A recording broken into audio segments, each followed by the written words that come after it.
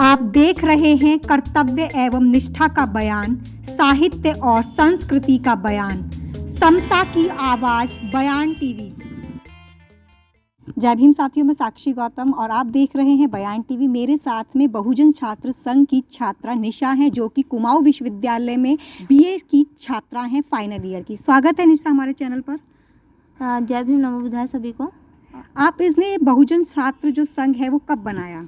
हाँ, उधम सिंह नगर रुद्रपुर में हमने बहुजन छात्र संघ को 17 अगस्त को यहाँ पे लॉन्च किया था और हरिद्वार में ये 11 नवंबर से चल रहा है, 11 नवंबर 2011 से। जी। तो क्या आपने कुमाऊं विश्वविद्यालय के भी छात्र जुड़े इससे?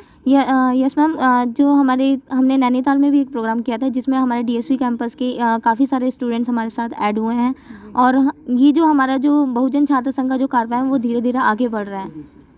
तो आपके इसके उद्देश्य क्या क्या है छात्र संघ के? जी, हमारे बहुजन छात्र संघ के यही उद्देश्य है कि सभी को एक समान रूप से शिक्षा मिले और एक ही समान रूप से चिकित्सा और सभी के रोजगार के लिए हम आवाज़ उठाएं।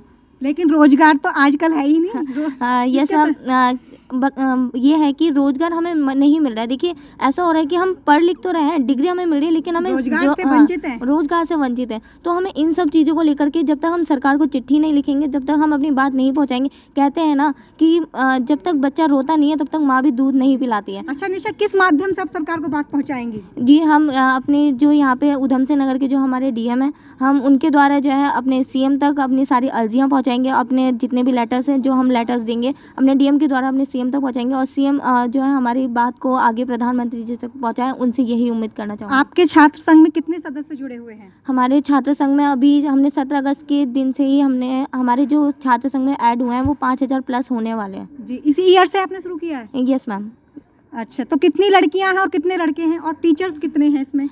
ये बताना चाहूँगी कि सबसे अच्छी अचीवमेंट हमारे लिए है कि कहते जितने हमारे 50% बॉयज़ हैं तो 50% गर्ल्स की भागीदारी है हमारे बहुजन छात्र संघ में। क्या इसमें टीचर्स की भी भूमिका? टीचर्स, यस मैम, टीचर्स हैं। जैसे हमारे हम कहते हैं ना कि जब तक आप गुरु की इज्जत नहीं करेंगे तब तक कहते हैं बच्चे की भी इज्जत नहीं होती है। लेकिन आज तो गुरु की इज्जत देख रहे हैं कि लोग करते ही नहीं है। यस गुरु कुछ है ही नहीं। यस मैम, ऐसे काफ़ी ज़्यादा हमने केसेस भी देखे हैं, अपने कॉलेज में ही देखे हैं कि टीचर्स की जो है इज्जत नहीं कर जाती। लेकिन हमारे बहुजन छात्र संघ का यही उद्देश्य है कि हम अपने साथ में अपने गुरु को भी साथ लेकर के चलें।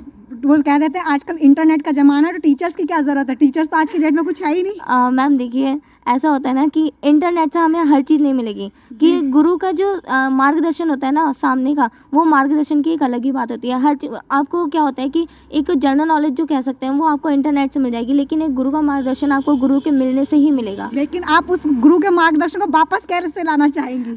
मैं ये कहना चाहूँगी कि जो हमारे स्कूल जो अभी तक बंद चल रहे थे कोविड-19 के दौरान, काफ़ी ज़्यादा शिक्षा पर प्रहार हो रहा था, उससे जो हम ये जो कोविड चल रहा था लेकिन सारे काम हमारे चालू हो रहे थे, लेकिन स्कूल से बनते ये क्या हो रहा है कि हम इन स्कूल्स को दोबारा स्टार्ट करें और अपनी जो शिक्षा है उसको दोबारा हम कंटिन्यू लेकर के। अच्छा निशा, मैं यहाँ एक बात और जोड़ूंगी। अभी हम पिछले 1.5 साल से देख रहे हैं हमारी जो शिक्षा है वो बिल्कुल दोहरे पर चली गई है। बच्चे लिखना भूल गए हैं, पढ़ना भूल गए हैं। इसके संदर्भ में आप क्या कहना चाहेंगी? मैम, ये तो काफ़ी ज़्यादा पता है कि कोविड-19 के दौरान क्या हुआ है कि हमारी शिक्षा पे सबसे ज़्यादा प्रहार किया गया है, क्योंकि जो खास तौर से इसमें बहुजन समाज के बच्चे ज़्यादा हैं। बहुजन समाज के बच्चों के साथ आपको भी पता है कि जैसे गवर्नमेंट स्कूल में जो होते हैं बहुजन समाज के ही बच्चे जाते हैं, क्योंकि उनके पास इतना फाइनेंशियली कंडीशन उनकी इतनी अच्छी नहीं होती है, जिसके कारण वो ना ही सीबीएसई अटेंड कर पाते हैं, ना ही कहते हैं अच्छे स्कूल्स में पढ़ पाते हैं।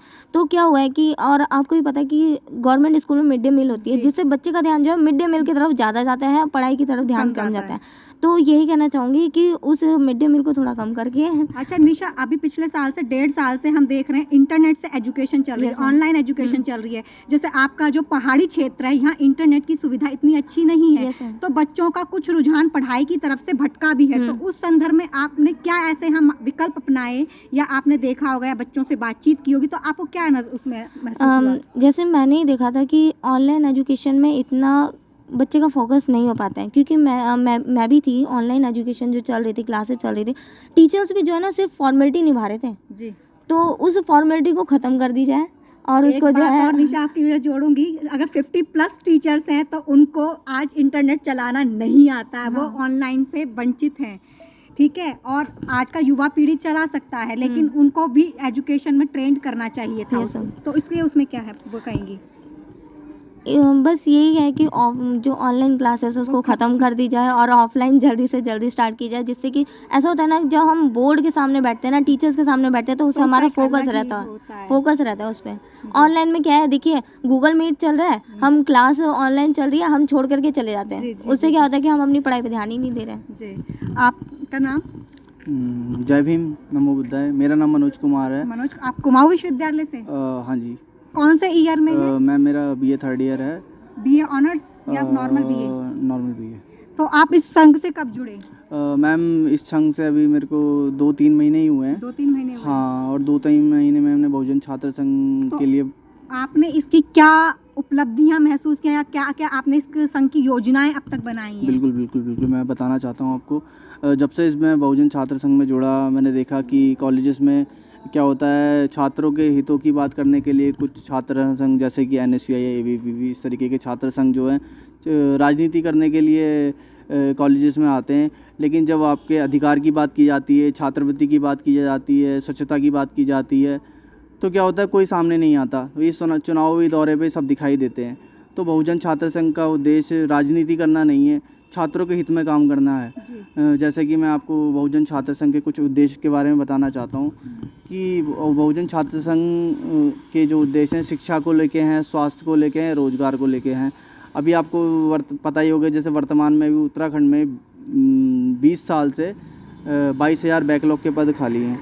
ठीक है, उस पर अभी तक शायद किसी ने भी उस पर डिस्कस नहीं किया, उस मुद्दे को नहीं उठाया कि हम सारे लोग पढ़े लिखे हैं, युवा हैं और हमें नौकरी की ज़रूरत है। अगर वो नौकरियां 20,000 या 22,000 पद में से हम सारे युवा अगर उन नौकरियों में जाएंगे तो समाज को भी उभारने का काम करेंगे, परिवार को भी उभारने का काम करेंगे। लेकिन उस पर कोई चर्चा ही नहीं हो रही है। तो मुझे लगता है कि बहुजन छात्र संघ ने इस मुद्दे को उठाया। हमने बहुजन छात्र संघ के माध्यम से ज्ञापन दिया DM को, SDM को और राष्ट्रपति महोदय तक हमने उस ज्ञापन को पहुँचाया। अभी तक कुछ हुआ नहीं है, लेकिन हम कोशिश से पीछे नहीं हटेंगे, हम बहुजन आगे बढ़ेंगे, अपने अधिकारों की लड़ाई लड़ेंगे। जय भीम। आपका शुभ नाम? नमस्कार, जय भीम, नमो बुद्धाय। मेरा नाम सत्य प्रकाश है। कुमाऊं विश्वविद्यालय से? यस मैम, मैं कुमाऊं विश्वविद्यालय से BA 3rd ईयर का छात्र हूँ। आप कब जुड़े इस संघ से? मैम मेरी जो इस संघ से सर से मुलाकात हुई वो लगभग 2 महीने पहले हुई थी।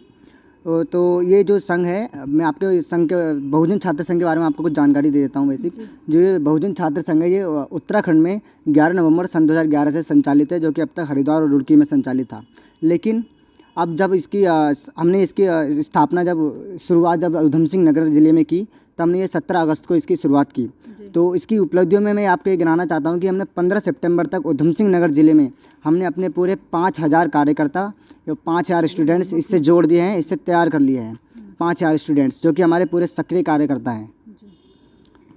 तो कितने स्टूडेंट्स आपने जोड़े हैं अब तक मैम 2 महीने में? 15 सितंबर तक 5,000 स्टूडेंट्स की हमारी विंग बन चुकी है ये। जी, कहाँ है मैम? ये जो स्टूडेंट्स विंग्स है, ये हमने सितारगंज, खटीमा और किच्छा, और ये हमने 3-4 तहसीलों में ही 5,000 स्टूडेंट्स को अपने साथ किया है, जिसमें रुद्रपुर भी शामिल है। तो आज से हमारे साथ उत्तराखंड में जहाँ मैं खड़ी हूँ, बहुजन छात्र संघ के हमारे साथ छात्र थे, और ये कुमाऊं विश्वविद्यालय के ही तीनों छात्र हैं। आपको वीडियो कैसी लगी? वीडियो के बारे में हमें कमेंट्स बॉक्स में लिखकर जरूर बताएं।